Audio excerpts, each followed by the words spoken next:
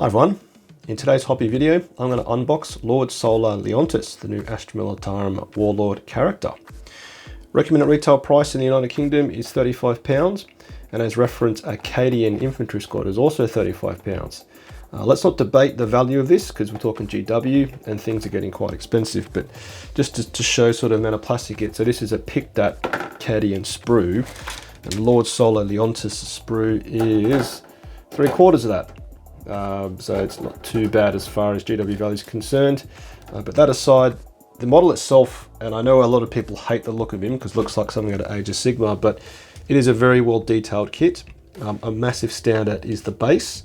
I'm sure you've seen the announcement, but the actual base itself is relatively complex as far as the model itself is concerned. You've got 1 piece, 2 piece, 3 piece, 4 piece, 5 piece there, 6, 7, 8.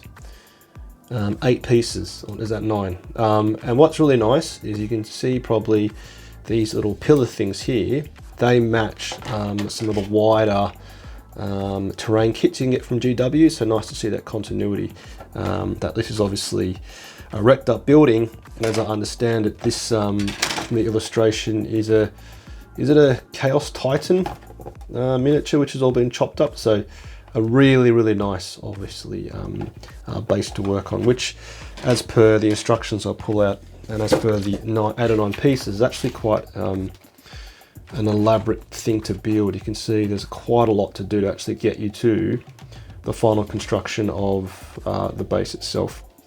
Now, as to the size of the miniature, I obviously haven't built them yet, but the base you get is this one. I don't know how big that is, but it's a big base.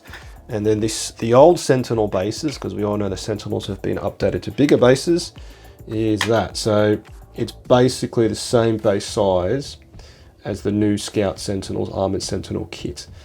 So whatever this bigger one is. So it is a bigger footprint. And given this chap is all about the auras he gives and the orders he gives, you want his footprint to be as big as possible. Now let's look at the actual miniature himself in inverted commas. So it's spread across the 2 frames. You get 2 different options for the heads. You get him with his mouth closed and his mouth open. So both yelling orders and being a bit more stoic.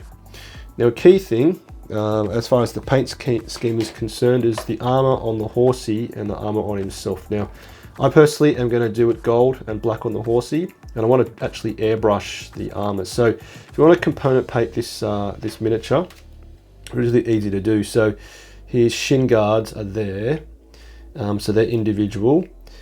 His helmet obviously is there, and then you've also got the rest of it. The ridiculous looking part, I think, is probably what everyone says is actually here.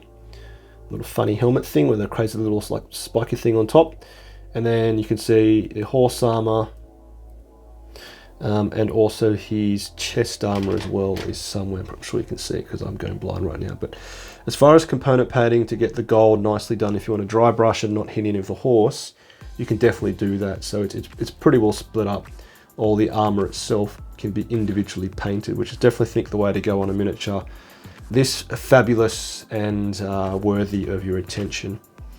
I think some other key details is I've seen some challenges with the sword, so this probably is one of the more, what do you call this, fancy Astra Militarum kits, in the sense it's got a lot of like really sort of delicate parts. I was at a tournament, an RTT last weekend, a chap snapped the sword off his Lord Solar, which is a massive shame. So transporting this will be a challenge, and then also being careful on the tabletop. So a potential solution to that, to maybe mitigate some of that, is just to have the arm magnetized. It definitely looks like you could probably actually magnetize his arm quite easily, going into whatever socket you create with the back of his torso and the front here. So that probably could be a solution. Now, as far as if you want to mount him without the broken up base, I think the way you have to have some way of basically capturing, because you can see here there's like these inserts at the bottom of the horse's hooves, or horse feet, particularly here, where you need to sort of like either squish it in with some green stuff or some other terrain on the base itself. But look, to be honest, I think this looks really good. The broken up Titan, whatever it is, on the base. And I think assembly-wise, it's pretty straightforward. There will be some relatively delicate parts with whatever you call the thing that controls the horse, the harness. I think, yeah, it's not an overly detailed kit as far as little tiny bits sticking into it are concerned. I mean, the sword and his pistol, Righteous Gaze, I think it's called, they're not too hard to stick on. So overall, I don't think it's a challenging kit to assemble at all. The beauty of this will be in the paint scheme you obviously do, and I definitely will be doing a component approach, painting all the armor on the horse and himself individually with an airbrush, and then sticking it onto the horse when it's fully painted and assembled. So yep, nice and quick for you to see Lord Solar Leontus in the box. £35, it ain't cheap, but nothing's cheap anymore. But at 170 points, and what is going to be probably, unfortunately, a must-take in most Astra Militarum lists, he certainly does do a good job of looking quite ridiculous.